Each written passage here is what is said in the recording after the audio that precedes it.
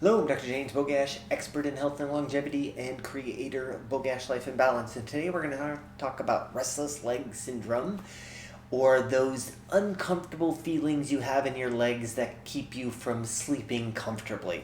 It can be like a creepy crawly, it can be actually spasms, it can be people kicking in the middle of the night, which certainly affects your sleep, but also anybody who may happen to be in the bed with you, except for that little tiny chihuahua that seems to manage to take up the entire bed, except for the little corner they left you, and it doesn't affect their sleep at all. But it's a pretty common scenario, and most providers don't have a good answer for that. Maybe we can try something like gabapentin or Neuron or Lyrica or some other medication, some Valium or something, but generally they don't really seem to help, and there is no way that they are actually fixing the problem. And so the bottom line is, well, what's the problem? As an emergence reaction, you may hear things like magnesium or some of the B vitamins can actually help with that, and that is true. But the reality is that restless leg syndrome is very strongly associated with our overall health. That shouldn't come as a surprise because every other condition we have is also associated with our overall health. But this one in particular has been linked over the years to both diabetes, prediabetes, and in this particular study, cardiovascular disease.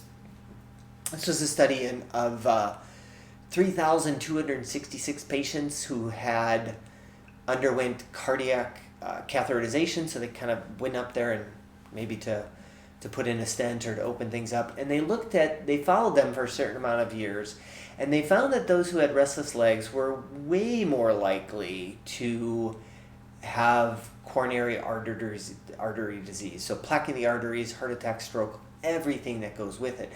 And this just ties it back into things we already know. Prediabetes affects our nerves. You don't ever have to become diabetic because prediabetes will give you tinnitus, however you want to pronounce it, ringing in the ears, Alzheimer's, Parkinson's, restless leg.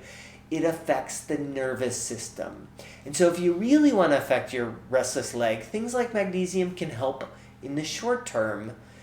Same thing with some B vitamins, folic acid, B12. Make sure you're taking the right form of B12. But those things can help with restless leg in the short term. But in the long term, we need to get back to making the right lifestyle choices. I know I sound like a broken record, but it's just the answer to everything.